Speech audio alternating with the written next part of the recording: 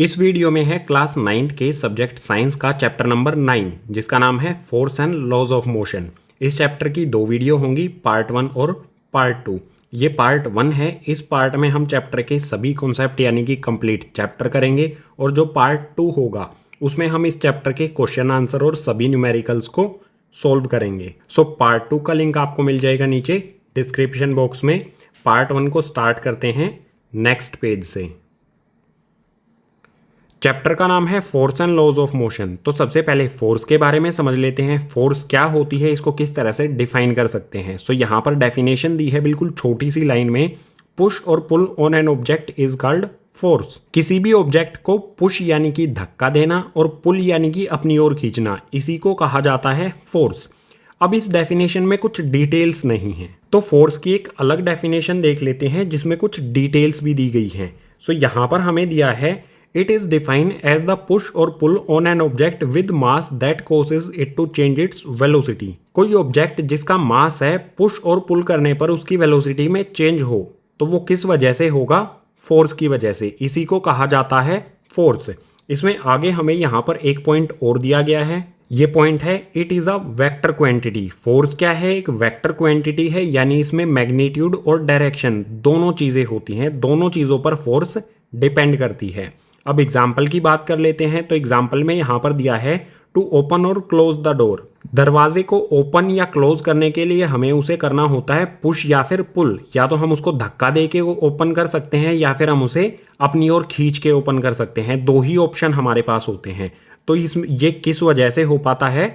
Force की वजह से। यहाँ पर फोर्स की दो डेफिनेशन दी गई हैं, तो मैं आपको प्रीफर करूंगा सेकंड वाली डेफिनेशन। इसमें डिटेल के साथ एक्सप्लेन किया गया है फोर्स को। अब बात कर लेते हैं अफेक्ट्स। फोर्स के अफेक्ट्स यानी कि प्रभाव क्या क्या होते हैं। तो इसमें फर्स्ट पॉइंट है force can move a stationary object. Suppose कीजिए एक बॉल है, रेस्ट की पोजीशन में है, स्टेशनरी पोजीशन में है, ये मूव नहीं कर रही है, एक ही जगह पर है। अब हम अपने इस पैर से इसको किक करते हैं, फोर्स इस पर अप्लाई करते हैं। जब हम इस बॉल को किक करेंगे तो ये इस डायरेक्शन में मूव करने लगेगी। और ये किस वजह से हो पाया? फोर्स की वजह से। फोर्स की वजह से कोई भी स्टेशनरी ऑब्जेक्ट जो रेस्ट की पोजीशन में है उसको मूव किया जा सकता है। सेकंड पॉइंट है force can stop a moving object. Suppose कर लीजिए ये बॉल है और ये इस डायरेक्शन में मूव कर रही है। अब हम अपने पैर से इस बॉल पे फोर्स लगाते हैं, इस बॉल की स्पीड को रोकते हैं। तो ये किस वजह से हो पाएगा? फोर्स की वजह से। किसी भी मूविंग ऑब्जेक्ट को फोर्स की वजह से रोका भी जा सकता है। अब थर्ड पॉइंट दिया है force can change the direction of moving object. इस कंडीशन में आप सपोज कर लीजिए हमारे पास एक बॉल है, ये बॉल है, ये इस डायरेक्शन से यहाँ पर आती है। हम इसको अपने पैर से किक कर देते हैं। किक करने के बाद जो बॉल की डायरेक्शन है वो चेंज हो जाती है। बॉल यहाँ से अपनी डायरेक्शन चेंज कर लेती है। पहले बॉल जो है वो इस तरफ आ रही थी, हमने यहाँ पर इस पॉइंट पर इसको किक कर दिया तो इसकी डायरेक्शन चेंज हो गई। अब ये इस साइड में मूव करने लगी। तो फोर्स की वजह से किसी भी ऑब्जेक्ट की डायरेक्शन को चेंज किया जा सकता है। इसमें फोर्थ पॉइंट है force can change the speed of moving object. बिल्कुल यही वाली कंडीशन ले लो। मान लो 33 किलोमीटर पर आवर की स्पीड से ये बॉल इस डायरेक्शन में मूव करती है। यहाँ से ये बॉल इस पॉइंट की ओर 33 किलोमीटर पर आवर की स्पीड से मूव करती है। हम इसको किक कर देते हैं, ज़्यादा फोर्स अप्लाई करते हैं किक करने में, तो इस बॉल की डायरेक्शन भी चेंज हो जाती है और स्पीड भी चेंज हो जाती है। हमने इसको हार्डली किक किया है, ज़्यादा फोर्स लगाई है, तो इसकी स्पीड बढ़ जाएगी। सपोज कर लीजिए 50 किलोमीटर पर आवर हो जाती है किक करने के बाद इस बॉल की स्पीड। सो किसी भी ऑब्जेक्ट की स्पीड को चेंज किया जा सकता है फोर्स से। इसमें लास्ट यानी कि फिफ्थ पॉइंट दिया है force can change shape and size of object. Force की वजह से किसी भी ऑब्जेक्ट की शेप और साइज को चेंज कर दिया जाता है। इसका एक अच्छा सा एग्जांपल देते हैं यहाँ पर। सपोज कर लीजिए एक स्प्रिंग है जिसे एक वॉल पर माउंट किया गया है, एक वॉल पर लगाया गया है। ये ए पॉइंट है, ये स्प्रिंग का बी पॉइंट है। स्प्रिंग के ए पॉइंट को वॉल पे अटैच कर दिया गया है और बी पॉइंट, इस बी पॉइंट से हम इस स्प्रिंग को अपनी ओर खींचते हैं, इस पर फोर्स लगाते हैं, इसे पुल करते हैं, अपनी ओर इसे खींचते हैं। तो क्या होगा? स्प्रिंग की शेप चेंज हो जाएगी। फोर्स अप्लाई करने से पहले स्प्रिंग की शेप ऐसी है, फोर्स अप्लाई करने के बाद कैसी हो जाएगी? कुछ इस तरह से हो जाएगी। स्प्रिंग के जो टर्न्स हैं उनमें गैप आ जाएगा, इसके शेप और साइज दोनों बदल जाएंगे जब हम इस पे फोर्स अप्लाई करेंगे। तो किसी भी ऑब्जेक्ट के शेप और साइज को फोर्स से चेंज किया जा सकता है। सो फोर्स के ये 5 अफेक्ट्स होते हैं। फोर्स की वजह से किसी भी ऑब्जेक्ट को मूव किया जा सकता है, स्टॉप किया जा सकता है, डायरेक्शन में चेंज किया जा सकता है, स्पीड में चेंज किया जा सकता है, शेप और साइज में भी चेंज किया जा सकता है किसी भी ऑब्जेक्ट की। अब फोर्स से ही रिलेटेड कुछ और पॉइंट्स को देख लेते हैं नेक्स्ट पेज पर। फोर्स से रिलेटेड हमें यहाँ पर कॉन्सेप्ट दिया है टाइप्स ऑफ फोर्सेस। किसी भी ऑब्जेक्ट पर जब 2 या 2 से ज़्यादा फोर्सेस वर्क करती हैं तो उनको हम डिवाइड कर सकते हैं 2 पार्ट्स में। फर्स्ट बैलेंस्ड फोर्सेस और सेकंड अनबैलेंस्ड फोर्सेस।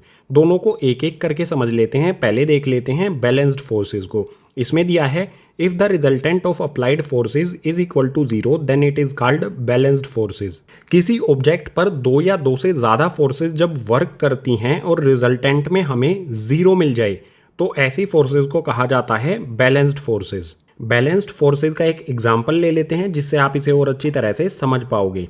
हमारा ये एक बॉक्स है। इस बॉक्स पर राइट हैंड साइड से मैं अप्लाई करता हूँ 25 न्यूटन की फोर्स, और बिल्कुल इसी तरह से जो लेफ्ट हैंड साइड है बॉक्स की, लेफ्ट हैंड साइड से भी मैं अप्लाई कर देता हूँ 25 न्यूटन की फोर्स को। अब यहाँ पर हमें सिंपली फाइंड करना है रिजल्टेंट। रिजल्टेंट कैसे फाइंड करते हैं? जब फोर्स एक दूसरे के अपोजिट होती हैं तो हमें माइनस करना होता है।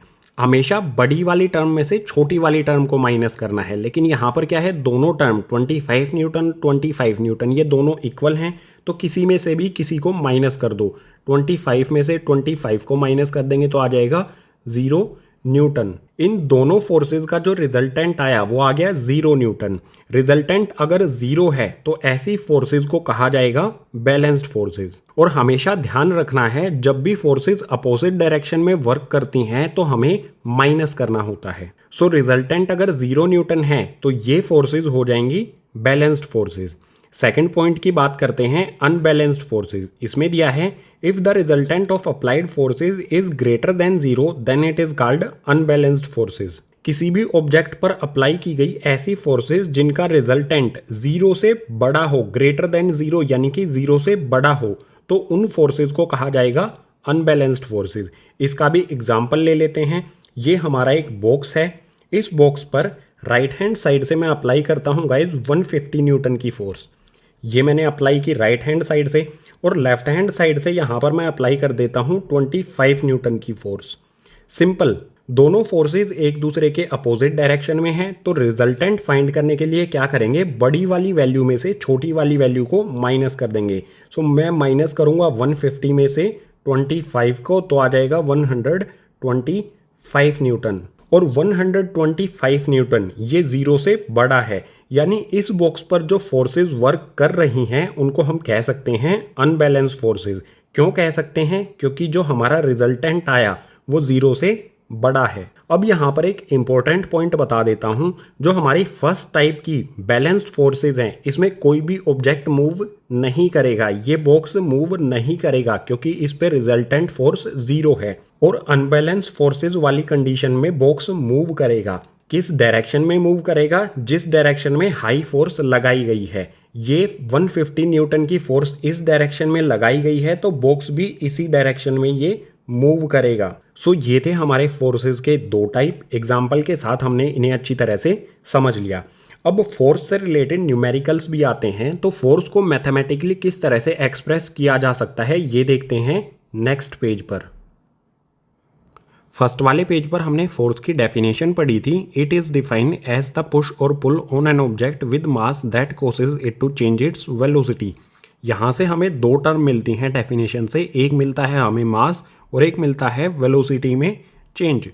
चैप्टर नंबर 8 मोशन में वेलोसिटी चेंज को हम किस तरह से शो करते थे? फाइनल वेलोसिटी v माइनस में इनिशियल वेलोसिटी u अपॉन में टोटल टाइम, ये होता था चेंज इन वेलोसिटी। और ये किसका फॉर्मूला होता था गाइज? a यानी कि एक्सेलरेशन का। यानी हम सिंपली कह सकते हैं वेलोसिटी में चेंज को हम कहते हैं एक्सेलरेशन। यही एक्सेलरेशन की डेफिनेशन होती है। सो यहाँ पर हम फोर्स की बात कर रहे हैं, तो फोर्स का फॉर्मूला क्या होगा? फोर्स को हम शो करते हैं कैपिटल F से। F का फॉर्मूला यहाँ पर क्या बनेगा? सिंपली यहाँ पर हमें दिया गया है मास और चेंज इट्स वेलोसिटी, ऑब्जेक्ट की वेलोसिटी में चेंज, जिसे हम कह सकते हैं एक्सेलरेशन। इन दोनों का मल्टीप्लीकेशन या फिर कह सकते हैं प्रोडक्ट। सो मास को शो करते हैं स्मॉल m से और एक्सेलरेशन स्मॉल a। फोर्स का फॉर्मूला हो गया m इंटू ए, मास इंटू एक्सेलरेशन। बात करते हैं फोर्स की SI यूनिट की, तो वो यहीं से हम डिराइव करते हैं। जो हमारा मास है, मास की SI यूनिट क्या होती है? किलोग्राम। सो आ गया हमारा kilogram.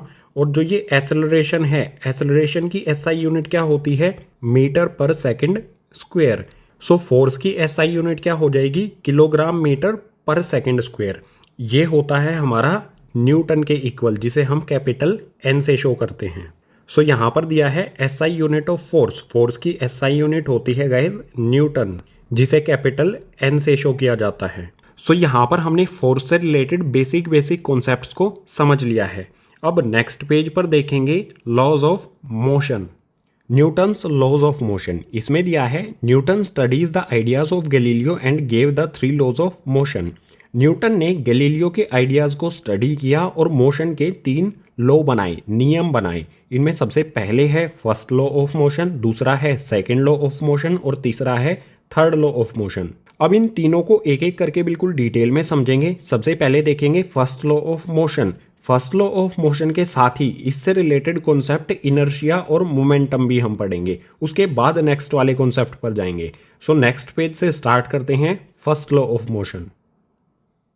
So first law of motion में हमें दिया है any object at rest remains in the state of rest and any object in motion will continue in motion along a straight line with uniform speed until it is compelled by an external force to change its state.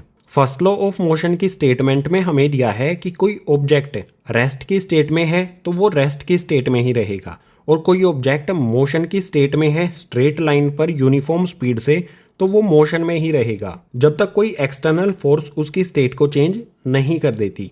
किसी भी object की 2 state होंगी, या तो वो rest में होगा या वो मोशन में होगा। तो जो ऑब्जेक्ट रेस्ट में है वो रेस्ट में ही रहेगा, जो ऑब्जेक्ट मोशन में है स्ट्रेट लाइन पर यूनिफॉर्म स्पीड से, वो मोशन में ही रहेगा जब तक उस पर कोई एक्सटर्नल फोर्स अप्लाई नहीं की जाती। इसे एग्जाम्पल से समझ लेते हैं और अच्छी तरह से आपका ये क्लियर हो जाएगा। सपोज कीजिए हमारी ये फुटबॉल है, ये पॉइंट ए पर है, इसे हमें मूव कराना है पॉइंट बी की तरफ।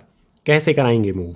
क्या ये फुटबॉल अपने आप से पॉइंट ए से पॉइंट बी की तरफ मूव करेगी? ये अभी रेस्ट की पोजीशन में है तो ये रेस्ट की पोजीशन में ही रहेगी, अपने आप से ये मूव नहीं करेगी। अब मूव कराने के लिए करना क्या होगा? हम क्या करेंगे, इसे अपने पैर से किक करेंगे। हमने एक एक्सटर्नल फोर्स इस पर अप्लाई की अपने पैर से, तो ये क्या करेगी? ए पॉइंट से बी पॉइंट की तरफ मूव करना स्टार्ट कर देगी। सो बिल्कुल सिंपल कंक्लूजन यहाँ से निकलता है, बॉल रेस्ट में है तो रेस्ट में ही रही, तब तक रेस्ट में रही जब तक हमने इस पे अपने पैर से एक फोर्स अप्लाई ना की। ये फुटबॉल पॉइंट ए पर रेस्ट की स्टेट में थी, इसकी स्टेट को चेंज करने के लिए हमने अप्लाई की एक्सटर्नल फोर्स अपने पैर से, तो इसकी स्टेट चेंज हो गई। तो किसी भी ऑब्जेक्ट की स्टेट को चेंज करने के लिए हमें अप्लाई करनी होगी एक्सटर्नल फोर्स। यही है first law of motion.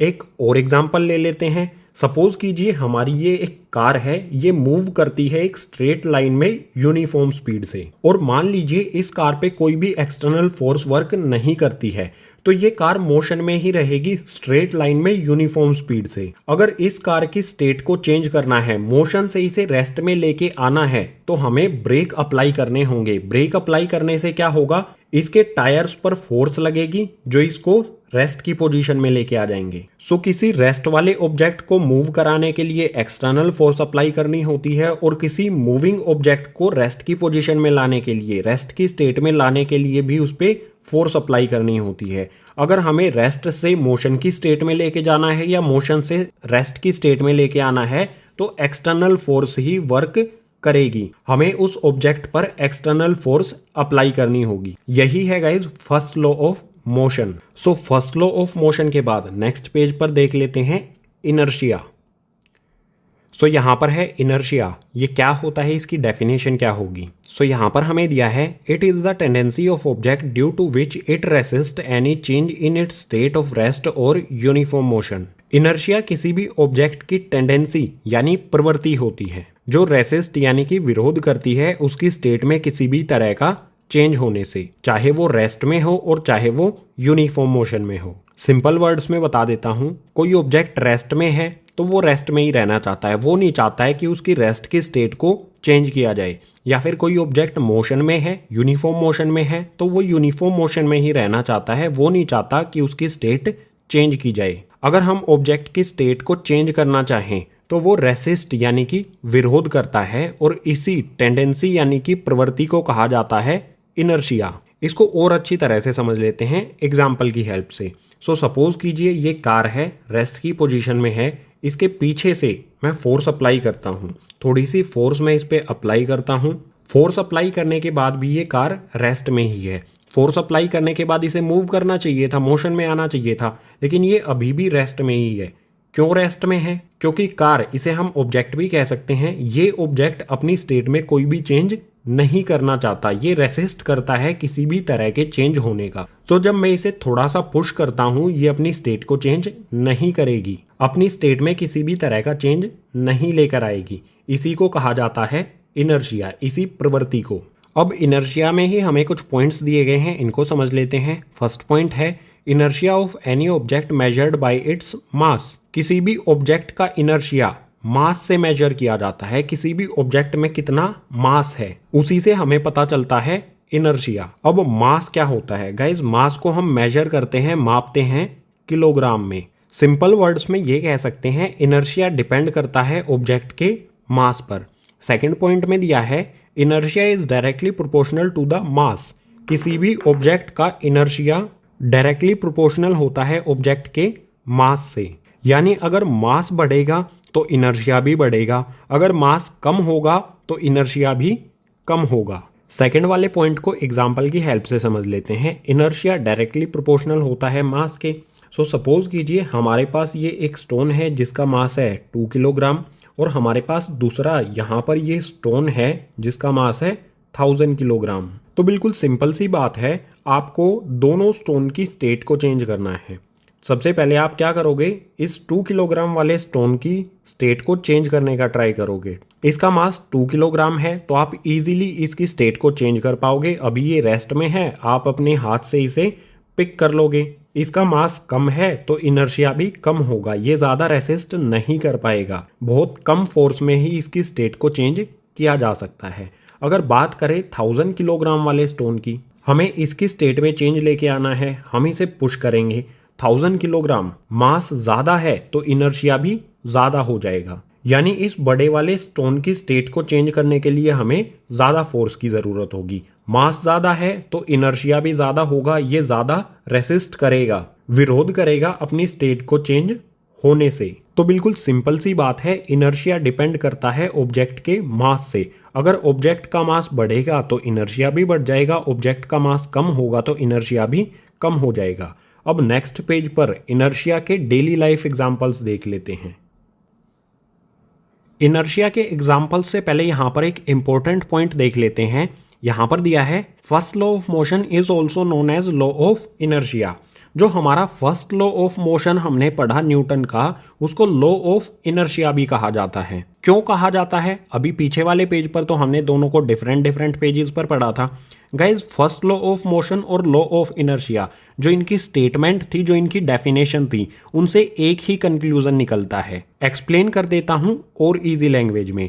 So Newton first law means an object is at a state of rest and state of motion, it should not change its state without external force.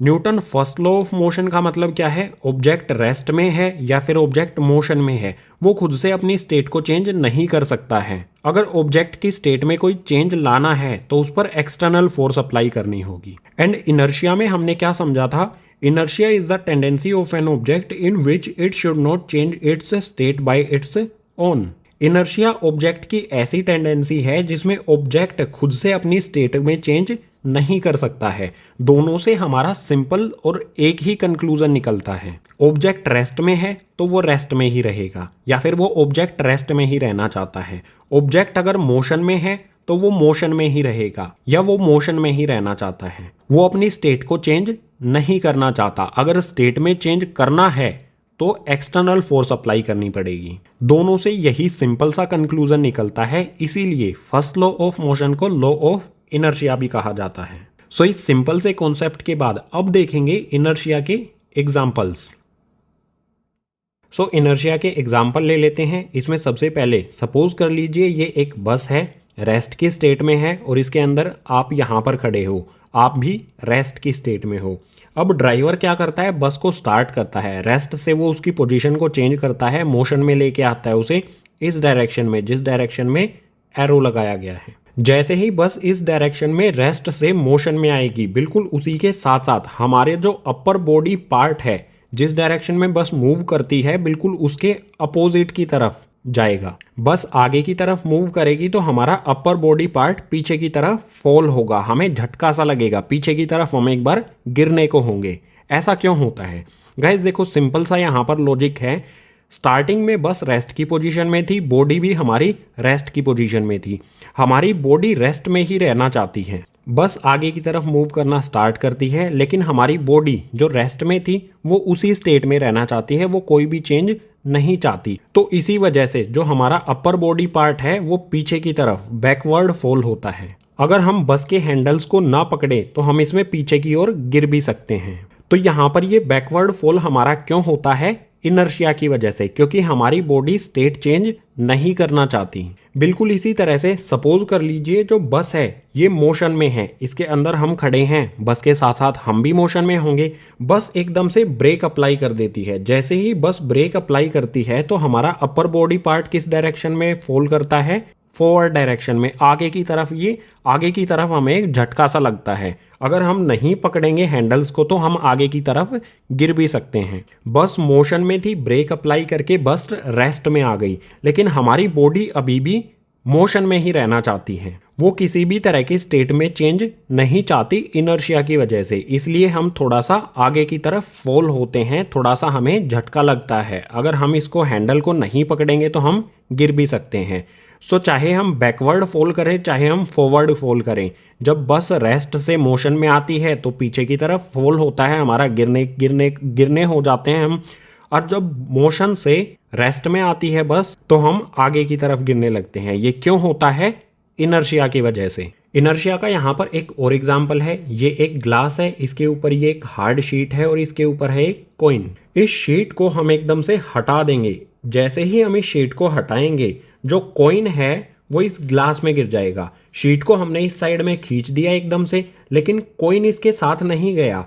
Coin अपनी state में कोई भी change नहीं करना चाहता, वो rest में है। पहले शीट रेस्ट में थी, कॉइन भी रेस्ट में था। शीट एकदम से मोशन में आई और यहां से हट गई, लेकिन कॉइन क्या करता है? इनर्शिया की वजह से, अपने इनर्शिया की वजह से उसी स्टेट को मेंटेन करने का ट्राई करता है और यहीं पर रह जाता है।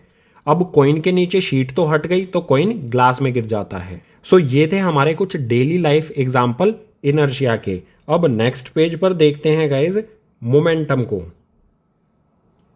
सो यहाँ पर है मोमेंटम। मोमेंटम क्या होता है, इसकी डेफिनेशन क्या होगी? तो यहाँ पर दिया है product of mass and velocity of an object is called momentum. किसी ऑब्जेक्ट के मास और वेलोसिटी के प्रोडक्ट को ही कहा जाता है मोमेंटम। अगर ऑब्जेक्ट का मास और वेलोसिटी इन दोनों को मल्टीप्लाई कर दिया जाए तो उसी को कहेंगे हम मोमेंटम। इसमें पॉइंट दिया है हमें first, it also called the power of a moving object. Momentum को मूविंग ऑब्जेक्ट की पावर भी कहा जाता है। कोई भी ऑब्जेक्ट जब मूव करता है जिसका मास होता है तो उसमें एक पावर आ जाती है जिसे मोमेंटम कहा जाता है। इसका एक एग्जांपल दे देता हूँ। सपोज कीजिए आपके फ्रेंड हैं, उनके पास एक टेनिस बॉल है जिसका कुछ मास है m। वो उस टेनिस बॉल को आपके ऊपर थ्रो करता है, यानी उसकी कुछ वेलोसिटी भी है। मास हो गया, वेलोसिटी हो गई बॉल की। वो बॉल आपकी बॉडी के किसी पार्ट को हिट करती है तो वहाँ पर हमें पेन होता है, वहाँ पर हमें चोट लग जाती है। क्यों लग जाती है? क्योंकि उसमें एक पावर आ गई और उसी पावर को कहा जाता है मोमेंटम। तो कोई भी ऑब्जेक्ट जिसका मास हो और उसकी वेलोसिटी हो उसमें एक पावर होती है जिसे मोमेंटम कहते हैं। बिल्कुल सिंपल हो गया यहाँ पर। नेक्स्ट पॉइंट दिया है it is denoted by p। Momentum को स्मॉल p से डिनोट किया जाता है। अब मोमेंटम को मैथमेटिकली हम किस तरह से एक्सप्रेस कर सकते हैं ये भी देख लेते हैं। मोमेंटम जिसे हम स्मॉल p से शो करते हैं ये किसके इक्वल होगा? मास इनटू वेलोसिटी के। मोमेंटम क्या होता है हमें डेफिनेशन में ही यहाँ पर दिया गया है, ये प्रोडक्ट होता है मास और वेलोसिटी का किसी भी ऑब्जेक्ट की। सो यहाँ पर प्रोडक्ट का मतलब क्या होता है, मल्टीप्लिकेशन। अगर हम मास और वेलोसिटी को मल्टीप्लाई कर दें तो मोमेंटम हो जाएगा। सो मास को हम शो करते हैं स्मॉल m से, वेलोसिटी को हम शो करते हैं स्मॉल v से। सो ये हो गया हमारा मोमेंटम का फॉर्मूला। अब नेक्स्ट यहाँ पर बात आएगी SI यूनिट। मोमेंटम की SI यूनिट क्या होगी, मोमेंटम को किस यूनिट में मापा जाएगा। तो यहाँ पर सिंपली मास की SI यूनिट क्या होती है, किलोग्राम, और जो वेलोसिटी है इसकी SI यूनिट क्या होती है, मीटर पर सेकंड। सो किलोग्राम मीटर पर सेकंड ये हो जाएगी यहाँ पर मोमेंटम की SI यूनिट। इस यूनिट में मोमेंटम को मेजर किया जा सकता है, मापा जा सकता है। आगे यहाँ पर नेक्स्ट पॉइंट दिया है, momentum increases with increase of either mass और velocity of an object. Momentum increase यानी कि बढ़ेगा, चाहे मास में इंक्रीमेंट हो चाहे वेलोसिटी में इंक्रीमेंट हो। अगर किसी ऑब्जेक्ट का मास बढ़े तो भी मोमेंटम बढ़ेगा, अगर किसी ऑब्जेक्ट की वेलोसिटी बढ़े तो उस कंडीशन में भी मोमेंटम इंक्रीज होगा, बढ़ेगा। यानी मैं डायरेक्ट ये कह सकता हूँ P यानी कि मोमेंटम ये डायरेक्टली प्रोपोर्शनल होता है मास के, और बिल्कुल इसी तरह से P यानी कि मोमेंटम ये डायरेक्टली प्रोपोर्शनल होता है वेलोसिटी के। यहाँ से हम एक सिंपल कंक्लूजन निकाल सकते हैं, मास बढ़ने पर मोमेंटम बढ़ेगा, मास कम होने पर मोमेंटम कम होगा। वेलोसिटी बढ़ने पर मोमेंटम बढ़ेगा और वेलोसिटी कम होने पर मोमेंटम भी कम होगा, क्योंकि मोमेंटम मास और वेलोसिटी दोनों के डायरेक्टली प्रोपोर्शनल है। इसके बाद नेक्स्ट पॉइंट में दिया है, vehicle running with high speed have greater momentum as compare to vehicle running with slower speed. Suppose कीजिए हमारा ये व्हीकल है कार, इसका मास है m। जब ये व्हीकल हाई स्पीड से चलेगी तो इसका मोमेंटम क्या होगा, ज्यादा होगा, और जब ये कार स्लो स्पीड में चलेगी तो इसका मोमेंटम कम होगा। इस कार की स्पीड बढ़ने पर मोमेंटम बढ़ जाएगा और स्पीड कम होने पर मोमेंटम कम हो जाएगा। हम यहाँ पर स्पीड की जगह, जो हमारी ये स्पीड है इसकी जगह पर वेलोसिटी का भी यूज कर सकते हैं, या फिर जो ये वेलोसिटी है इसकी जगह स्पीड का भी यूज कर सकते हैं। अब मोमेंटम में ही हमें लास्ट पॉइंट दिया है, small object moving with greater velocity have high momentum. छोटे ऑब्जेक्ट जिनकी वेलोसिटी ज्यादा होती है उनका मोमेंटम बहुत ज्यादा हाई होता है, यानी उनमें बहुत ज्यादा पावर होती है। एग्जाम्पल दे दो इसका एक अच्छा सा, बुलेट होती है, जो गन में डलती हैं बुलेट, उनका मास बहुत कम होता है, वो बहुत छोटे साइज की होती हैं, बहुत स्मॉल साइज ऑब्जेक्ट होता है। जब बुलेट को किसी पे फायर किया जाता है तो उसकी वेलोसिटी बहुत ज़्यादा होती है और वो ज़्यादा इम्पैक्ट करती है टारगेट को, क्योंकि उसका मोमेंटम हाई होता है। तो छोटे ऑब्जेक्ट या फिर ऐसे ऑब्जेक्ट जिनका मास कम है, अगर उनकी वेलोसिटी ज़्यादा है तो उनका मोमेंटम भी हाई हो सकता है। अब एक एग्जांपल ले लेते हैं, मोमेंटम अगर हमें बोल दिया जाए फाइंड करना है, कैसे हम फाइंड करेंगे। सपोज कीजिए हमारी ये कार है, इस कार का हमें मास दिया गया है, मास दिया गया है गाइस 1000 किलोग्राम, और इसकी वेलोसिटी हमें यहाँ पर दी गई है 50 मीटर पर सेकंड। हमें फाइंड करना है मोमेंटम यानी कि P। सो सिंपली P का फॉर्मूला क्या होगा, P इक्वल्स टू में M मल्टीप्लाई में V। यहाँ पर फॉर्मूला लिख देते हैं mv। फाइंड करेंगे P as it is equals to में मास m4, यहाँ पर हो जाएगा मास, v4 वेलोसिटी। इनकी वैल्यू पुट कर देंगे, मास 1000 और वेलोसिटी 50। सो सिंपली मास की जगह पर यहाँ आ जाएगा 1000 मल्टीप्लाई में वेलोसिटी की जगह पर आ जाएगा 50। सो सिंपली 1000 को 50 से मल्टीप्लाई करेंगे तो ये हो जाएगा 50,000। और इसकी यूनिट क्या होती है, मोमेंटम की यूनिट क्या होती है, किलोग्राम मीटर पर सेकंड। यहाँ पर हमारा मोमेंटम आ जाएगा इस कार का किलोग्राम मीटर पर सेकंड, 50,000 किलोग्राम मीटर पर सेकंड। ये मोमेंटम हो जाएगा इस कार का जब इसका मास 1000 किलोग्राम और वेलोसिटी 50 मीटर पर सेकंड हो। पीछे वाले पेजेस पर हमने फर्स्ट लॉ ऑफ मोशन को बिल्कुल डिटेल में समझ लिया और इसके साथ साथ इनर्शिया और मोमेंटम, इन दोनों कॉन्सेप्ट को भी कंप्लीट कर लिया। अब नेक्स्ट पेज से स्टार्ट करेंगे guys second law of motion. Second law of motion, इसकी स्टेटमेंट में हमें दिया है, it states that the rate of change of momentum is directly proportional to the force applied in the direction of force. Second law of motion हमें कहता है कि जो भी ऑब्जेक्ट पर फोर्स अप्लाई की जाती है वो डायरेक्टली प्रोपोर्शनल होती है rate of change of momentum के। इसे सिंपल वर्ड्स में हम इस तरह से लिख सकते हैं, F यानी कि force directly proportional to rate of change of momentum, force directly proportional होती है मोमेंटम की रेट में जो भी चेंज हुआ है उसके। ये थी guys second law of motion की सिंपल सी स्टेटमेंट। अब अगर मैथमेटिकली हमें सेकेंड लॉ ऑफ मोशन को एक्सप्रेस करना हो वो किस तरह से किया जाएगा, तो यहाँ पर हमारे पास एक ऑब्जेक्ट है, ये हमारी एक कार है, ऑब्जेक्ट है ये।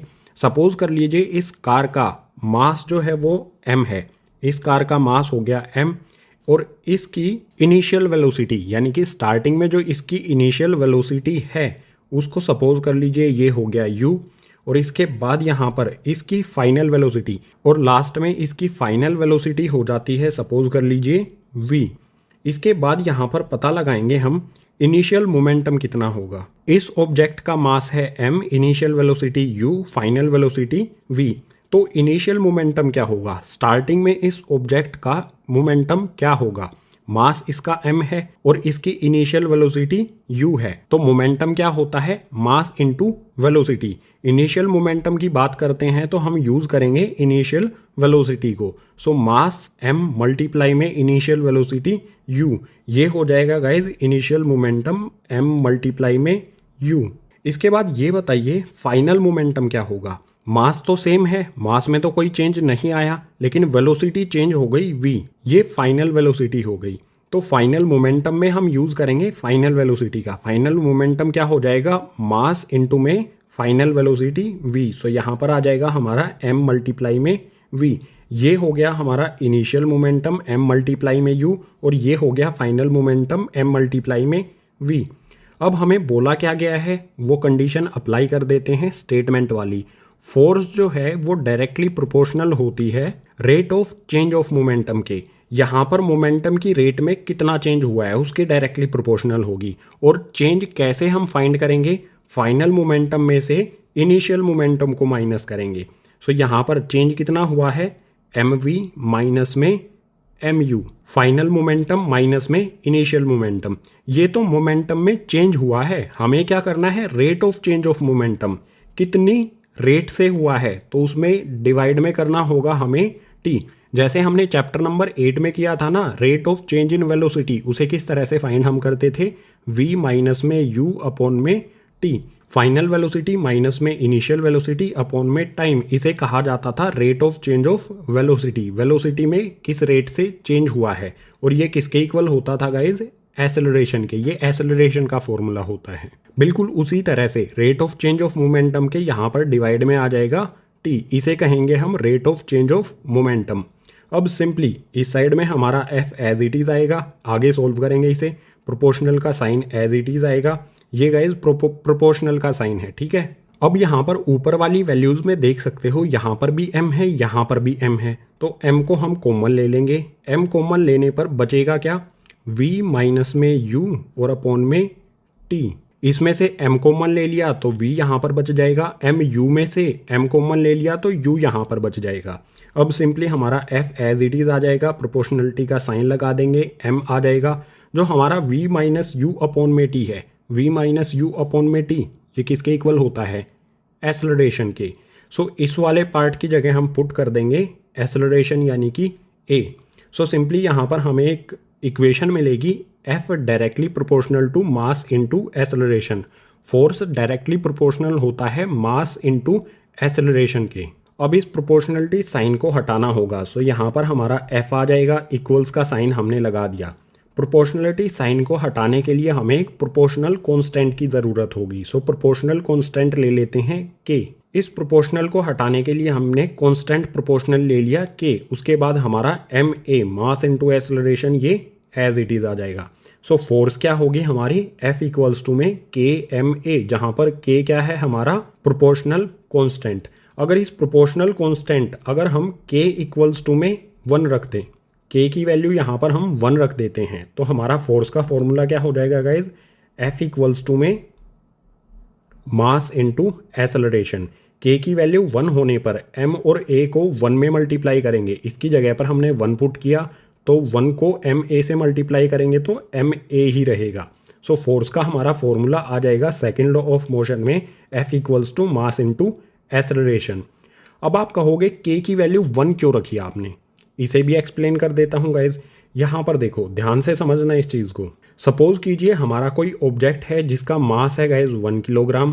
बिल्कुल इसी तरह से उसका एक्सेलरेशन है गाइज a इक्वल्स टू में 1 मीटर पर सेकेंड स्क्वायर, और उस पे हम फोर्स अप्लाई करते हैं F इक्वल्स टू में 1 न्यूटन। अब जो भी हमें ये 3 टर्म्स की वैल्यू दी गई हैं इसको हम इस फॉर्मूले में पुट कर देंगे। इस फॉर्मूले को यहाँ पर लिख लेता हूँ मैं, F इक्वल्स टू में KMA। मास की जगह, एक्सेलरेशन की जगह और फोर्स की जगह, सबकी जगह हमें 1 1 1 पुट कर देना है। सो फोर्स की जगह पर मैंने पुट किया 1 इक्वल्स टू में आ जाएगा K। इसके बाद मास की जगह पर मैं पुट करूंगा 1, उसके बाद एक्सेलरेशन की जगह फिर से पुट करूंगा मैं 1। अब यहाँ पर देखो इस साइड में तो हमारा ये वाला 1 एज इट इज आएगा, इक्वल्स टू में क्या होगा, K को हम 1 से मल्टीप्लाई करेंगे, K को 1 से मल्टीप्लाई करेंगे K ही रहेगा, K को फिर से 1 से मल्टीप्लाई करेंगे K ही रहेगा। यानी इन तीनों को एक दूसरे से मल्टीप्लाई करेंगे तो यहाँ पर आ जाएगा K। सो K की वैल्यू हमने 1 क्यों पुट की, पता चल गया आपको। ये कांस्टेंट प्रोपोर्शनल होता है, यानी इसकी वैल्यू कभी भी चेंज नहीं होगी। So second law of motion से हमें एक फॉर्मूला मिला F इक्वल्स टू ma, यानी कि फोर्स इक्वल्स टू में मास इनटू एक्सेलरेशन। और फोर्स की यूनिट सबको पता है ना, फोर्स की यूनिट क्या होती है, न्यूटन। हमने सेकेंड लॉ ऑफ मोशन को स्टेप बाय स्टेप मैथमेटिकली यहाँ पर एक्सप्रेस किया। ये काफ़ी इंपॉर्टेंट कॉन्सेप्ट है गाइस इस चैप्टर का, ये आपको समझना ज़रूरी है। अगर समझ नहीं आया है तो यहाँ से इसको दोबारा से वीडियो को पीछे कीजिए, यहाँ से इसे दोबारा से देख लीजिए। अब सेकेंड लॉ ऑफ मोशन में ही नेक्स्ट पेज पर देख लेते हैं इसके कुछ एग्जाम्पल्स। इस पेज पर हम सेकेंड लॉ ऑफ मोशन के कुछ एग्जाम्पल्स लेंगे और हर एक एग्जाम्पल से एक कंक्लूजन निकालेंगे। सो फर्स्ट एग्जाम्पल यहाँ पर है, हमारे पास इसमें 2 बॉल है। ये बॉल है हमारी जिसका मास है 5 किलोग्राम, और इसी प्रकार की एक और बॉल है, इसका भी मास है 5 किलोग्राम। अब जो फर्स्ट वाली बॉल है इस पर मैं फोर्स अप्लाई करता हूँ इस डायरेक्शन में 50 न्यूटन की, और जो सेकंड वाली बॉल है इस पर मैं अप्लाई करता हूँ 10 न्यूटन की फोर्स। फर्स्ट वाली बॉल पर ज़्यादा फोर्स अप्लाई की है, सेकंड वाली बॉल पे कम फोर्स अप्लाई की है। अब आप ये बताइए, जो फर्स्ट वाली बॉल है जिस पे 50 न्यूटन की फोर्स हमने अप्लाई की है, ये ज़्यादा एक्सेलरेट होगी या सेकंड वाली बॉल जिस पे हमने 10 न्यूटन की फोर्स अप्लाई की है? सिंपल सी बात है, जिस पे ज़्यादा फोर्स अप्लाई की है वो ज़्यादा एक्सेलरेट होगी। फर्स्ट वाली बॉल ज़्यादा एक्सेलरेट होगी, इसकी वेलोसिटी जल्दी चेंज होगी, और सेकंड वाली बॉल जिस पे हमने 10 न्यूटन की फोर्स लगाई है ये धीरे धीरे एक्सेलरेट होगी as compare to first ball. So यहाँ से हम एक कंक्लूजन निकाल सकते हैं कि जो फोर्स है वो डायरेक्टली प्रोपोर्शनल होती है एक्सेलरेशन के। अगर फोर्स ज़्यादा होगी तो एक्सेलरेशन भी जल्दी से होगा, यानी एक्सेलरेशन भी ज़्यादा होगा। अगर फोर्स कम होगी तो एक्सेलरेशन भी धीरे धीरे होगा, या फिर कह सकते हैं एक्सेलरेशन कम होगा। तो सिंपल बात यहाँ से निकल के आती है, force directly proportional to acceleration. Second example ले लेते हैं, ये आप हो, आप एक ट्रॉली को अपने साथ खींचते हो जिसका मास है 10 किलोग्राम फर्स्ट कंडीशन में, और सेकंड कंडीशन में आप क्या करते हो, 2 ट्रॉलीज को इकट्ठा खींचते हो, दोनों का मास यहाँ पर हो जाता है 20 किलोग्राम। अब आप यहाँ पर ये बताइए कि जो 10 किलोग्राम की ट्रॉली है या फिर जो 20 किलोग्राम की ट्रॉली है, किसको पुल करने में, खींचने में अपने साथ साथ ज़्यादा फोर्स की ज़रूरत होगी? 10 किलोग्राम वाली ट्रॉली को खींचने में हमें कम फोर्स लगेगी और 20 किलोग्राम वाली ट्रॉली को खींचने में हमें ज़्यादा फोर्स लगेगी। सो इस वाले एग्जाम्पल से हम क्या कंक्लूजन निकाल सकते हैं कि फोर्स जो है वो डायरेक्टली प्रोपोर्शनल होती है मास के। अगर किसी ऑब्जेक्ट का मास बढ़ेगा तो हमें ज़्यादा फोर्स अप्लाई करनी होगी, और किसी ऑब्जेक्ट का मास कम होगा तो हमें कम फोर्स अप्लाई करनी होगी। मास ज़्यादा है तो इसे खींचने में हमें ज़्यादा फोर्स की ज़रूरत होगी, और मास कम है तो इसे खींचने में हमें कम फोर्स की ज़रूरत होगी। तो सिंपल वर्ड्स में फोर्स डायरेक्टली प्रोपोर्शनल होती है मास के। अब थर्ड वाली कंडीशन पर आ जाओ। थर्ड वाली कंडीशन में हमारे पास 2 बॉल हैं, दोनों का मास है 5 किलोग्राम, इसका भी 5 किलोग्राम, इसका भी 5 किलोग्राम। जो फर्स्ट वाली बॉल है इस पर मैं फोर्स अप्लाई करता हूँ गाइस 50 न्यूटन की, और जो सेकंड वाली बॉल है इस पे मैं अप्लाई करता हूँ 10 न्यूटन की फोर्स। अब आप मुझे ये बताइए, फर्स्ट वाली बॉल को ए से बी पॉइंट पर पहुंचना है और सेकंड वाली बॉल को भी ए से बी पॉइंट पर पहुंचना है, किसे ज़्यादा टाइम लगेगा और किसे कम टाइम लगेगा? दोनों का मास सेम है, जिस बॉल पर हमने ज़्यादा फोर्स अप्लाई की है वो जल्दी पहुंचेगी ए से बी पॉइंट पर, जिस पर हमने कम फोर्स अप्लाई की है वो ज़्यादा टाइम लेगी ए से बी पॉइंट पर पहुंचने में। सो सिंपली यहाँ से हम कंक्लूजन निकाल सकते हैं, फोर्स जो है वो इन्वर्सली प्रोपोर्शनल होता है टाइम के। अगर फोर्स ज़्यादा होगी तो टाइम कम लगेगा। फर्स्ट कंडीशन में आप देख सकते हो फोर्स हमने ज़्यादा लगाई तो ए से बी पॉइंट पर पहुंचने में इसे कम टाइम लगेगा।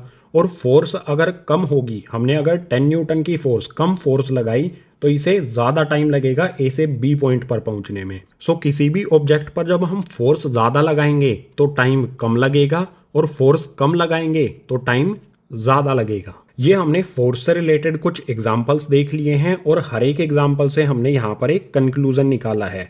फोर्स डायरेक्टली प्रोपोर्शनल होती है एसेलरेशन के, यानी फोर्स बढ़ेगी तो एसेलरेशन भी बढ़ेगा, फोर्स कम होगी तो एसेलरेशन भी कम होगा। सेकंड में हमने पता लगाया फोर्स डायरेक्टली प्रोपोर्शनल होता है मास के। मास बढ़ेगा किसी ऑब्जेक्ट का तो हमें ज़्यादा फोर्स की ज़रूरत होगी, मास कम होगा किसी ऑब्जेक्ट का तो कम फोर्स की हमें ज़रूरत होगी। और थर्ड में हमने पता लगाया force inversely proportional to 1/t, force inversely proportional to time. फोर्स ज़्यादा होगी तो कम टाइम लगेगा, फोर्स कम होगी तो ज़्यादा टाइम लगेगा। इस कंडीशन में एक दूसरे का उल्टा होता है फोर्स और टाइम। ये सेकंड लॉ ऑफ मोशन के एग्जांपल्स थे। अब सेकंड लॉ ऑफ मोशन का हम अपनी डेली लाइफ में किस तरह से यूज़ करते हैं ये देख लेते हैं नेक्स्ट पेज पर। सो यहाँ पर है second law of motion in our daily life. Second law of motion का हम अपनी डेली लाइफ में किस तरह से यूज़ करते हैं या फिर applications of second law of motion. आपने कभी ना कभी क्रिकेट खेला होगा, खेला नहीं होगा तो देखा ज़रूर होगा।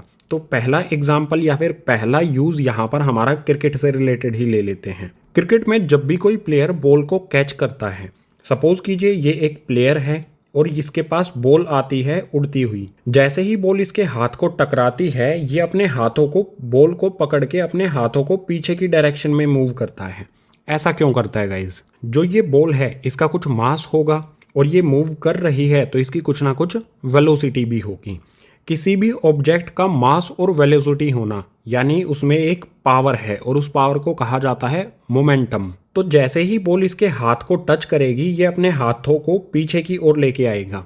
जो बॉल की वेलोसिटी है उसे धीरे धीरे कम करेगा ताकि ये बॉल इसके हाथों को हर्ट ना करे, नुकसान ना पहुंचा सके, इसे चोट ना पहुंचा पाए। इस बॉल की वेलोसिटी को धीरे धीरे कम करेगा। वेलोसिटी कम होने पर क्या होगा? मोमेंटम कम हो जाएगा। इस बॉल की जो पावर है मास और वेलोसिटी की वजह से वो कम हो जाएगी और एक पॉइंट ऐसा आएगा जब ये अपने हाथों को रोक लेगा, वेलोसिटी वहां पर 0 हो जाएगी तो मोमेंटम भी इस बॉल का 0 हो जाएगा। So second law of motion की ये सिंपल सी एप्लीकेशन है जिसे हम अपनी डेली लाइफ में यूज करते हैं। यहाँ पर क्रिकेट में दिखाया गया है लेकिन इसका कई जगह पर हम इस्तेमाल करते हैं। जब हम स्कूल जाते थे तो हमारे टीचर डंडे से पिटाई करते थे, हाथ पे डंडे से पिटाई करते थे। हम क्या करते थे? धीरे धीरे हाथों को एकदम से नीचे की तरफ लेके जाते थे ताकि जो डंडे का इम्पैक्ट है वो कम किया जा सके, हमें कम चोट लगे उस डंडे से। जैसे ही डंडा हमारे हाथ को लगता था हम अपने हाथों को नीचे की तरफ लेके जाते थे ताकि डंडे की वेलोसिटी को कम किया जा सके, और वेलोसिटी कम हो गई तो उसकी पावर भी कम हो जाती है। एक और एग्जाम्पल ले लेते हैं सेकंड लॉ ऑफ मोशन का जब हम इसे अपनी डेली लाइफ में यूज़ करते हैं। आपने इस टाइप का गेम देखा होगा, हाई जंप वाला। प्लेयर इस साइड से दौड़ के आता है और इस डंडे के ऊपर से कूदता है, उसके बाद इस साइड में वो प्लेयर लैंडिंग करता है या फिर गिर जाता है। इस साइड में यहाँ पर कुछ मैट्रेस लगाए गए हैं, गद्दे लगाए गए हैं। ये गद्दे क्यों लगाए गए हैं गाइज? इस प्लेयर का मास है और ये दौड़ के आया है, ऊपर से इस तरफ गिरेगा तो इसकी वेलोसिटी भी होगी। मास और वेलोसिटी यानी ये एक मूविंग ऑब्जेक्ट है जिसमें पावर है जिसे मोमेंटम कहते हैं। इसके मोमेंटम को धीरे धीरे कम करना होगा। धीरे धीरे इसके मोमेंटम को कम करने के लिए ही यहाँ पर यूज किए गए हैं मैट्रेसेस। ये प्लेयर जैसे ही इन मैट्रेसेस पर लैंडिंग करेगा, यहाँ पर टकराएगा या फिर कह सकते हैं स्ट्राइक करेगा, ये मैट्रेसेस कंप्रेस होंगे और इस प्लेयर की वेलोसिटी को धीरे धीरे 0 की तरफ लेके जाएंगे और लास्ट में 0 कर देंगे। धीरे धीरे ये मैट्रेसेस इस प्लेयर की वेलोसिटी को कम कर देंगे जब इससे ये टकराएगा, यानी इसके मोमेंटम को बिल्कुल 0 कर देंगे। वेलोसिटी 0 हो जाएगी तो मोमेंटम भी 0 हो जाएगा और धीरे धीरे वेलोसिटी कम होने से इसे कोई चोट नहीं लगेगी। अब आप सपोज कर लीजिए इन मैट्रेसेस की जगह पर यहाँ रोड होता तो क्या होता? वेलोसिटी जो है इसकी जैसे ही वो रोड से टकराता इंस्टेंट वेलोसिटी 0 हो जाती। मैट्रेसेस की कंडीशन में सपोज कर लीजिए 2 सेकंड लगेंगे वेलोसिटी को 0 होने में, और अगर यहाँ पर रोड होता तो उस कंडीशन में क्या होता, 0.01 सेकंड से भी कम टाइम में वेलोसिटी जीरो हो जाती, बहुत कम टाइम में वेलोसिटी जीरो हो जाती, जिसकी वजह से इसका मोमेंटम भी जीरो हो जाता और उस वजह से इसको चोट भी लग सकती थी। सो मैट्रेसेस यहाँ पर क्यों लगाए हैं, ताकि इसकी वेलोसिटी धीरे धीरे कम हो as compare to hard surface. अगर वेलोसिटी धीरे धीरे कम होगी तो इम्पैक्ट भी कम होगा। सो इनके अलावा सेकंड लॉ ऑफ मोशन की कई सारी एप्लीकेशंस हैं जिनका हम डेली लाइफ में यूज करते हैं। एक और बता देता हूं, आप कप में चाय पीते हो ना, कप अगर आपके हाथ से छूट जाता है, डायरेक्ट फ्लोर पर गिर जाता है, तो क्या होता है, कप टूट जाता है। लेकिन जब कप फ्लोर की बजाय किसी मैट्रेस यानी कि गद्दे पर गिरता है तो वो टूटता नहीं है। क्यों नहीं टूटता है, क्योंकि उसकी वेलोसिटी धीरे धीरे कम होती है। ये कप वाली जो हमारी कंडीशन है, ये भी एप्लीकेशन है सेकंड लॉ ऑफ मोशन की। So second law of motion को हमने बिल्कुल डिटेल में समझ लिया, मैथमेटिकल एक्सप्रेशन देख लिया, एग्जांपल्स ले लिए और एप्लीकेशंस भी इसकी हमने इस पेज पर देख ली। अब नेक्स्ट पेज पे शुरू करते हैं guys, third law of motion. अभी तक हमने फर्स्ट लॉ ऑफ मोशन के साथ साथ इनर्शिया और मोमेंटम को कंप्लीट कर लिया था और पीछे वाले पेजेस पर हमने सेकंड लॉ ऑफ मोशन को भी कंप्लीट कर लिया। अब नेक्स्ट पेज से स्टार्ट करेंगे guys, third law of motion. Third law of motion के बाद हमारा एक इजी सा कॉन्सेप्ट और बचेगा, कंजर्वेशन ऑफ मोमेंटम का। सो पहले थर्ड लॉ ऑफ मोशन को अच्छी तरह से समझेंगे एग्जाम्पल्स के साथ, उसके बाद इस कॉन्सेप्ट को भी कंप्लीट करेंगे।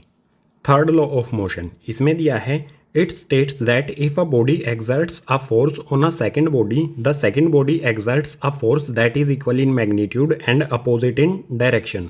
थर्ड लॉ ऑफ मोशन की स्टेटमेंट हमें यहाँ पर दी गई है और इस स्टेटमेंट में हमें बोला गया है कि अगर कोई एक बॉडी किसी सेकंड दूसरी बॉडी पर फोर्स एक्सर्ट करती है तो वो सेकंड बॉडी भी इक्वल और अपोजिट डायरेक्शन में फर्स्ट वाली बॉडी पर फोर्स एक्सर्ट करेगी। इसे सिंपल वर्ड्स में बता देता हूँ। सपोज कीजिए ये बॉक्स है, मैं इस पे अप्लाई करता हूँ, फोर्स एक्सर्ट करता हूँ 50 न्यूटन की, तो ये बॉक्स भी मेरे ऊपर 50 न्यूटन की ही बिल्कुल इक्वल फोर्स मेरे ऊपर एक्सर्ट करेगा। और अपोजिट डायरेक्शन में, मैं इस डायरेक्शन में इस बॉक्स पर फोर्स लगाता हूँ तो ये बॉक्स भी मेरे ऊपर इस डायरेक्शन में, जिस डायरेक्शन में मैं लगाता हूँ, इसके अपोजिट डायरेक्शन में मेरे ऊपर फोर्स लगाएगा। मैंने 50 न्यूटन की फोर्स इस पे लगाई, एक्सर्ट की इस डायरेक्शन में, और ये बॉक्स मेरे पे बिल्कुल अपोजिट डायरेक्शन में, मैंने इस डायरेक्शन में की थी, बॉक्स मेरे पे इस डायरेक्शन में फोर्स एक्सर्ट करेगा बिल्कुल इक्वल। मैंने 50 न्यूटन की है तो ये भी 50 न्यूटन एक्सर्ट करेगा। यानी हम किसी भी ऑब्जेक्ट या किसी भी बॉडी पर फोर्स लगाते हैं तो वो ऑब्जेक्ट भी हमारे ऊपर बिल्कुल उतनी ही क्वांटिटी में, उतने ही मैग्नीट्यूड में, अपोजिट डायरेक्शन में फोर्स लगाता है। बिल्कुल सिंपल स्टेटमेंट है ये थर्ड लॉ ऑफ मोशन की। थर्ड लॉ ऑफ मोशन की बिल्कुल एक छोटी सी स्टेटमेंट और यहाँ पर दी गई है। इसमें दिया गया है guys, every action has an equal and opposite reaction. हम किसी भी ऑब्जेक्ट पर कोई भी एक्शन करते हैं तो उसका रिएक्शन होता है जो बिल्कुल इक्वल होता है फोर्स में और अपोजिट डायरेक्शन में होता है। ये एक सिंपल सी और डेफिनेशन हो सकती है, स्टेटमेंट हो सकती है guys third law of motion की। सिंपल है और अंडरस्टैंडिंग भी है ये। इसके बाद यहाँ पर हमें 2 पॉइंट और दिए गए हैं, एग्जाम्पल के साथ साथ इन दोनों पॉइंट को समझेंगे। यहाँ पर फर्स्ट पॉइंट में दिया है, force exerted by first body is action. यहाँ पर मैंने 50 न्यूटन की जो फोर्स इस बॉक्स पे अप्लाई की थी, एक्सर्ट की थी, इसको क्या कहा जाएगा, एक्शन कहा जाएगा। फर्स्ट बॉडी जो फोर्स लगाती है उसे एक्शन कहा जाएगा। सो यहाँ पर मैंने क्या किया, एक्शन किया। अब सेकंड पॉइंट में दिया है, force exerted by second body is reaction, और इस बॉक्स ने क्या किया, अपोजिट डायरेक्शन में जितना मैंने इस पे एक्शन किया, 50 न्यूटन का एक्शन किया, तो इसने रिएक्शन किया। इसने जो मेरे पे वापस फोर्स लगाई इक्वल क्वांटिटी में, इक्वल मैग्नीट्यूड में, अपोजिट डायरेक्शन में, इसको कहा जाएगा रिएक्शन। सो इन दोनों पॉइंट से ये क्लियर हो जाता है कि जो फर्स्ट ऑब्जेक्ट है वो जो भी फोर्स एक्सर्ट करेगा, जो भी फोर्स अप्लाई करेगा, उसे कहा जाएगा एक्शन, और जो सेकंड ऑब्जेक्ट है वो इक्वल मैग्नीट्यूड में जो भी फोर्स अपोजिट डायरेक्शन में अप्लाई करेगा, एक्सर्ट करेगा, उसे कहा जाएगा reaction. So third law of motion में हर एक एक्शन का एक अपोजिट और इक्वल रिएक्शन होता है। एक्शन जो फर्स्ट बॉडी करती है और रिएक्शन जो सेकंड बॉडी करती है। अब थर्ड लॉ ऑफ मोशन के कुछ एग्जांपल्स ले लेते हैं। सबसे पहले यहाँ पर है वॉकिंग, जो हम पैदल चलते हैं, ये भी क्यों पॉसिबल है, थर्ड लॉ ऑफ मोशन की वजह से।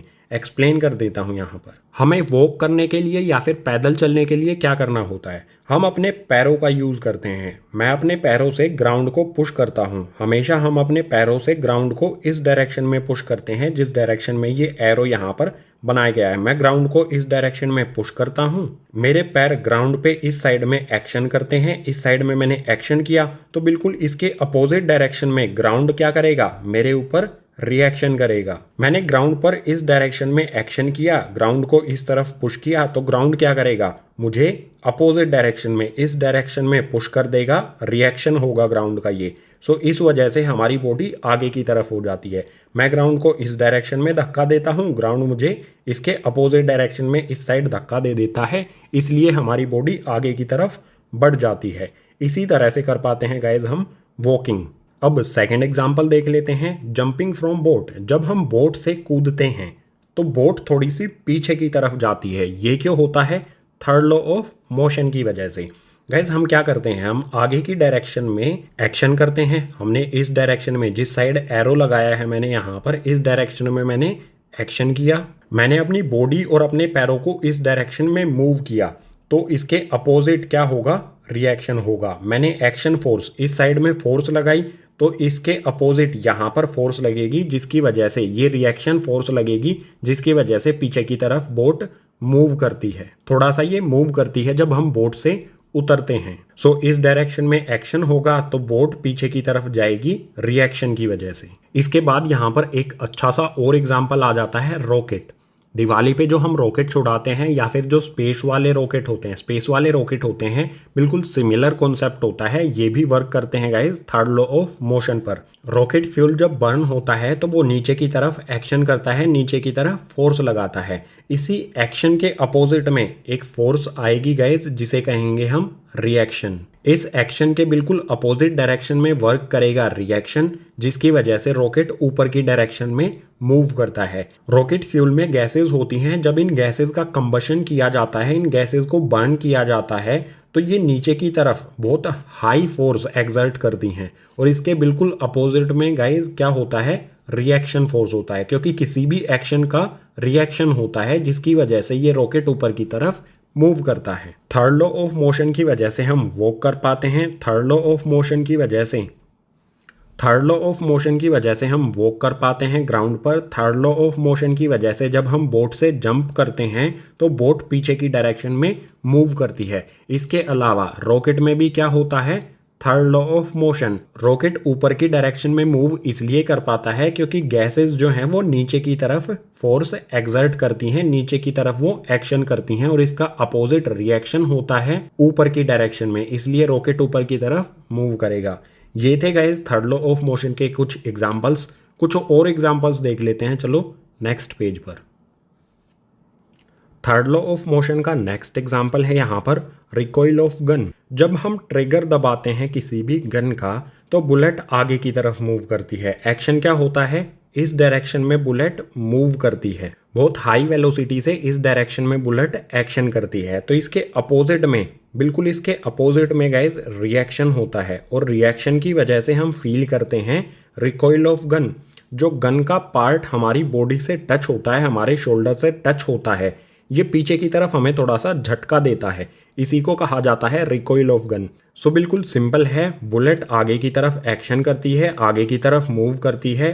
बुलेट ने इस साइड में एक्शन किया तो इसके बिल्कुल अपोजिट डायरेक्शन में रिएक्शन होता है, जिसे कहा जाता है रिकॉइल ऑफ गन, जो पीछे की तरफ हमें झटका लगता है। अब यहाँ पर पॉइंट ये है, बुलेट की वेलोसिटी तो बहुत हाई है, बुलेट तो बहुत तेजी के साथ चली गई, लेकिन गन ने बिल्कुल थोड़ा सा ही रिकॉइल किया। अगर बुलेट से कंपेयर करें तो रिकॉइल बहुत कम है। ऐसा क्यों होता है, क्योंकि गाइस बुलेट का मास बहुत कम होता है और गन जो है हमारी, इसका मास ज़्यादा होता है। यहाँ पर एक्शन और रिएक्शन ये दोनों इक्वल हैं और एक दूसरे के अपोजिट डायरेक्शन में हैं। सपोज कर लीजिए हमारे पास दो ऑब्जेक्ट हैं, एक छोटा सा ऑब्जेक्ट है, एक बड़ा ऑब्जेक्ट है। मैं दोनों पर सेम फोर्स लगाता हूँ, इस पे मैं 50 न्यूटन की फोर्स लगाता हूँ और इस पे भी मैं 50 न्यूटन की फोर्स लगाता हूँ।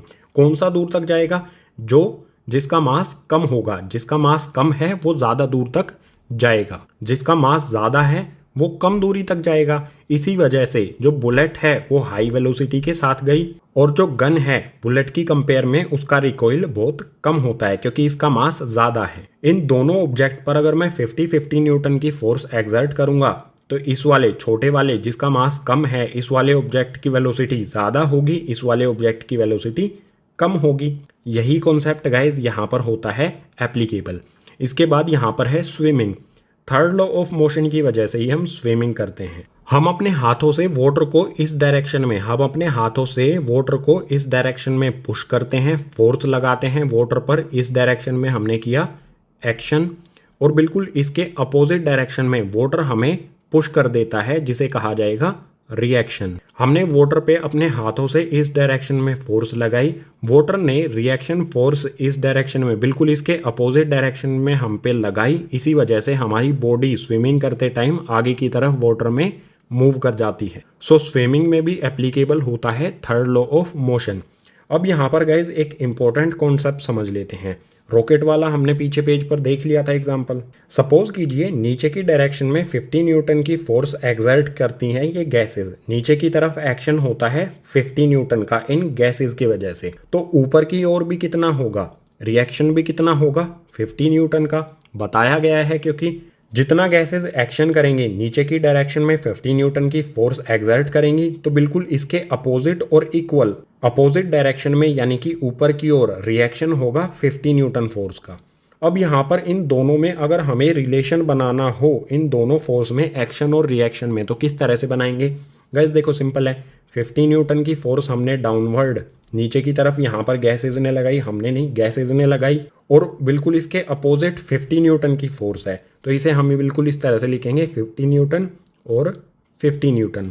अब स्टार्टिंग में ही मैंने आपको बताया था कि फोर्स जब डायरेक्शन अपोजिट होती है तो क्या कहते हैं, माइनस में माइनस करते हैं। तो यहाँ पर देखो ये नीचे की तरफ है, ये ऊपर की तरफ है, ये वाला हमारा एक्शन है, ये वाला रिएक्शन है, तो रिएक्शन का साइन क्या होगा, माइनस में हो जाएगा क्योंकि ये अपोजिट डायरेक्शन में है। जो रिएक्शन है वो हमेशा नेगेटिव होगा। इसे हम इस तरह से भी लिख सकते हैं, सपोज कीजिए किसी ऑब्जेक्ट पर मैं F फोर्स अप्लाई करता हूँ तो रिएक्शन कितना होगा, ये मैंने एक्शन किया किसी भी ऑब्जेक्ट पर F, तो रिएक्शन कितना होगा, माइनस में F, बिल्कुल इक्वल होगा लेकिन अपोजिट डायरेक्शन में। और अपोजिट डायरेक्शन में कैसे पता चलेगा है, माइनस साइन से। So third law of motion से न्यूमेरिकल्स आएंगे तो एक्शन को हमेशा पॉजिटिव में रखना है और रिएक्शन को नेगेटिव में रखना है। यहाँ पर ये वाला कॉन्सेप्ट हमें हमेशा ध्यान रखना है थर्ड लॉ ऑफ मोशन से, ये काफ़ी इंपॉर्टेंट है गाइज। इसी कॉन्सेप्ट के साथ third law of motion complete हो गया। नेक्स्ट पेज पर देखते हैं कंजर्वेशन ऑफ मोमेंटम। चैप्टर का लास्ट कॉन्सेप्ट आता है कंजर्वेशन ऑफ मोमेंटम। मोमेंटम को हम पीछे पढ़ चुके हैं। मोमेंटम को हम शो करते हैं P से, और इसका फॉर्मूला क्या होता है, मोमेंटम इक्वल्स टू में m फॉर मास इंटू में v for velocity, mass into velocity. लेकिन यहाँ पर है कंजर्वेशन ऑफ मोमेंटम। ये क्या होता है, इसमें हमें दिया है when two or more objects act upon one another their total momentum remains constant provide no external force. जब कोई दो या दो से ज़्यादा ऑब्जेक्ट एक दूसरे पर एक्ट करते हैं यानी एक दूसरे से टकराते हैं, कोलाइड करते हैं, तो उनका जो टोटल मोमेंटम है वो कांस्टेंट रहता है। यानी टकराने से पहले का टोटल मोमेंटम दोनों ऑब्जेक्ट का और टकराने के बाद का टोटल मोमेंटम दोनों ऑब्जेक्ट का इक्वल रहता है। ये सिंपल सी बात हमें कही गई है कंजर्वेशन ऑफ मोमेंटम में। इसको एग्जांपल से समझ लेते हैं। सपोज कीजिए ये हमारा एक ऑब्जेक्ट है A और ये हमारा एक ऑब्जेक्ट है B। दोनों ऑब्जेक्ट सेम डायरेक्शन में मूव करते हैं। A ऑब्जेक्ट की वेलोसिटी हाई है तो डेफिनेटली ये कभी ना कभी इस ऑब्जेक्ट B से टकराएगा, कोलाइड करेगा, या फिर कह सकते हैं इस पर एक्शन करेगा। ये सपोज कर लीजिए यहाँ पर टकरा जाते हैं और टकराने के बाद यहाँ पर ये अलग अलग हो जाते हैं। ये हमारा ऑब्जेक्ट A है, ये हमारा B है। हमारे A और B ऑब्जेक्ट थे, यहाँ पर ये टकराए और उसके बाद यहाँ पर ये अलग अलग हो गए। अब पॉइंट यहाँ पर क्या है, कंजर्वेशन ऑफ मोमेंटम में क्या कहा गया है, जो हमारे ऑब्जेक्ट हैं टकराने से पहले इन दोनों ऑब्जेक्ट्स का मोमेंटम और टकराने के बाद इन दोनों ऑब्जेक्ट्स का मोमेंटम इक्वल रहेगा, कांस्टेंट रहेगा, उसमें कोई भी चेंज नहीं आएगा। सपोज कीजिए जो हमारा ऑब्जेक्ट A है इसका मास होगा गाइज m1 और इसकी वेलोसिटी होगी इनिशियल, दोनों इनिशियल स्टेज में है, स्टार्टिंग में है ये, तो इसकी इनिशियल वेलोसिटी हम ले लेते हैं u1। जो ऑब्जेक्ट ए है टकराने से पहले इसका मास m1 और इसकी वेलोसिटी u1, और जो हमारा ऑब्जेक्ट बी है टकराने से पहले इसका मास गाइज m2 और जो हमारी इसकी वेलोसिटी होगी वो ले लेते हैं u2। अभी ये इनिशियल स्टेज में है, स्टार्टिंग में है, तो इनिशियल वेलोसिटी u1 और इनिशियल वेलोसिटी ऑब्जेक्ट बी की u2, ये दोनों एक दूसरे से टकराए। उसके बाद यहाँ पर देखो गाइज मास तो सेम रहेगा, टकराने के बाद ऐसा थोड़ी है मास चेंज हो जाएगा। जितने किलोग्राम का ऑब्जेक्ट ए यहाँ पर है उतने का ही यहाँ पर रहेगा। सो यहाँ पर मास m1 ही रहा और ऑब्जेक्ट बी का m2 ही रहेगा मास। चेंज क्या होगा टकराने के बाद? वेलोसिटी। यहाँ पर वेलोसिटी u1 है, टकराने के बाद फाइनल वेलोसिटी हो जाती है गाइज v1, ठीक है।